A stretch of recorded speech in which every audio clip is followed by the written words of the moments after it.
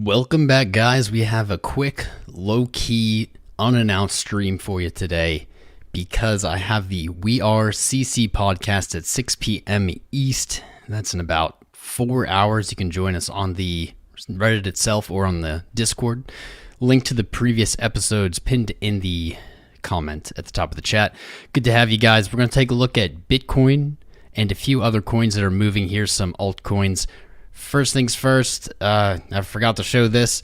This is the site that you'll go to. If you click the link, you can see our previous episodes. It's all evergreen content, so you don't have to watch them timely. They're really geared towards kind of being watchable in the future. None of them are about today's price action. They're about bigger concepts. Second, Bitcoin Miami 2022. Join me. B.tc/conference, promo code CROWN, 10% off. See me in Miami, April 6th through 9th. So let's get into the content here. Provided we're even connected to YouTube, it's not really showing me. This is a common thing. So in the last 24 hours, we have some coins moving. Uniswap, Filecoin, definitely coming to mind. And we're going to take a look again at Luna. We looked at it yesterday. It was looking very spicy. So let's get into the Bitcoin. We're pretty much where we were yesterday. I'm going to say this is a good thing.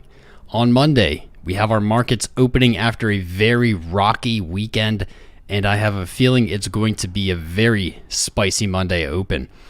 With Russia, we're seeing sanctions, and now the world seemingly uniting to shut them out of SWIFT. This is the golden goose for crypto. It's unfortunate that this is the way it's unfolding. Nobody wants this. Bitcoin is if anything, anti-war. However, this is putting crypto in a very strong position. Russia, if they're cut off from SWIFT, and I don't believe this is confirmed, but there's definitely countries signaling for it. So even the threat of it, we're seeing them respond. If they're cut off from SWIFT, this is going to present the ultimate use case that we've been waiting for crypto. Again, terrible circumstances, but this is what it is. It's irrelevant to what's actually going on. Russia will find strength in cryptocurrency. They may use it to avoid sanctions, and this could be the catalyst we've been waiting for. On this channel, we've talked about the chart has been moving sideways for about a year, and it seems, in my opinion, to be waiting for some kind of global catalyst. I was thinking that would be maybe more Fed printing, but perhaps it's conflict.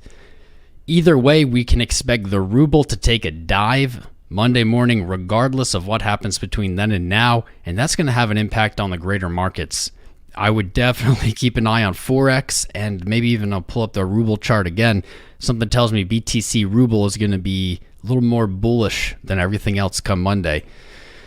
We're really looking at the exact same chart we've been looking at all weekend. We rallied again to 39.7. We talked about that happening yesterday. We got it. We did have a brief trip below 38.4. So with just a few hours left in this weekly, we're looking for a close again above 38.4. Right now, we're at 38.9. That's a nice healthy 1% above. So far, so good. After today's close, we will have 24 hours left in February. That's a spicy setup with just one trading day into the new week. I'd like to see February close above 38.5. These are all very close values. Bitcoin's flirting with these levels, and so anything is possible. My edge here with the political conflict going on globally is that Bitcoin is going to look to close solid. Fingers crossed. Fingers crossed. We'll show those on the monthly and the weekly quick. Green candle here. On February, we looked at this yesterday. We're saying, hey, this might be similar to April's candle. We had an uptrend, a doji, a reversal. Now we have a downtrend, potentially a doji sitting here, and maybe reversal into March. This could wrap up Q1 nicely. If we can see a rally in March, preferably closing above 46.2, but if we get these closes on the weekly and monthly timeframes, I'm going to be definitely setting my sights higher, likely to the 58.8 range. We'll see what happens between then and now. Very boring March is not likely going to set up this chart for a very spicy 2022. Is what it is. Let's take a look at our altcoins. So first we'll just pop into Luna. We looked at this yesterday. This chart was looking very bullish, especially considering the condition of all the other charts in the space. We do have on the daily the 20 and 200 moving averages giving us that beautiful little kiss signaled there with the heart. Our trade here, or my trade here, not financial advice, is waiting for a pullback. The 56-ish dollar level looking strong for an entry. I was warning people yesterday at $77. Not a great time to jump in. Don't buy the tops of green candles, period. That's just a good strategy. Wait for the pullback. If it doesn't come, you haven't lost anything. If it does, you got yourself a much better position. Nothing has changed here on this chart. We saw a little bit of a pullback intraday today. That does seem to be being bought up as we speak. And not too much of a pattern here on the hourly. Not too much. But money flow is positive. Market cipher is giving us the go signal. And it's possible if the rest of the market moves tomorrow, especially in the up direction, Luna may look to make that same move. I'm still of the same opinion. That entry, much safer down here. That bullish kissing, very explosive setup. Doesn't mean we can't get a pullback to the 20 daily. I would be keeping an eye on Luna. I don't have any personally, just as a disclaimer, so I'm keeping an eye on it. You can see I have my alert set at 56. If that comes, I'm going to look to take a position personally. Uni. We haven't talked about this coin in a while. It has been, unable to really set any kind of significant higher highs for the last 43 weeks. This coin might be all but forgotten. This was all the rage, really early 2021. People were loving this. But I noticed something today. I'd made this chart just for the stream. I noticed something today that I wanted to share with you. If we look at our $13 low in May and our $30 swing high in September, our Fibonacci extension tool gives us a pretty specific number. What you'll notice on this chart is that we don't see much traded volume there. There is no weekly or monthly closes or horizontal support to suggest a bounce at this level. However, that's where the Fibonacci extension tool is coming in at $7.55. We see the 1618 extension. This is a very logical place to look for a bounce. And beautifully, Uni wicking down to this level, now looking potentially to close the weekly candle green with 4 hours to go. But even possibly, if it can close above 1033, not only will it have a nice hammer candle on the daily, but it will have a bullish engulfing as well. I think that will set it up for a continuation, possibly to $15.70. It's going to depend on the greater market. Coins really don't tend to move solo. If the market gets a bounce, 1570 you can see is a very significant level, was tested as support continuously May through July, again in December before breaking this year, and I'm looking for a back test. A rejection from there opens up much lower levels. If bulls can reclaim $15, probably the next target's looking back at these highs, $30, $40. This is a spicy chart for a trade. Do your own research, figure out if this is right for you, but something tells me that there is some kind of scalp potential here. If we don't get a good close and we see selling into the weekly, $5.30-ish does line up really well with our weekly previous resistance and our 2 measured move target. So there is Uni. Moving on to Fil. Very similar setup when we're looking at our Fibonacci extension tools here. Not really a similar chart, but similar setup. We have our swing low in July to our swing high in August, and that points our 1618 down at $20.25. $20 is a psychological level. We do tend to see them provide support and resistance. Uni is battling, and this is kind of why I chose it. Uni's really battling with this level here. We can see multiple weekly closes in and around the $20 range. $13 sits below as our 2 measured move, and that would be my target if we don't see a rally or a strong close on Filecoin today. See something like that. However, that would be a very large retracement with very little bounce. So I'll be keeping my eyes at $20, but $13.50, that might be a prime entry for Filecoin, and if you look at this, man, there's very little bouncing, so there's very little potential resistance set up. If we use our fib tool again, our 618 sitting up at about 80 bucks. That's a 4x. Imagine making a 4x off of just a bounce, off of kind of not even a super hype move. So I'm keeping my eye here as well. This chart overall, I don't love the way it looks, but you got to make do. So potential for something going on here. I'm definitely waiting for this weekly close in 5 hours.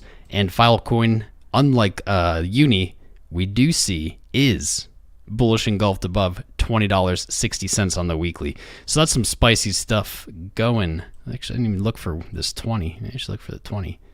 Dang, that 20 weekly really calling that $45 range. Spicier than I expected even, perhaps.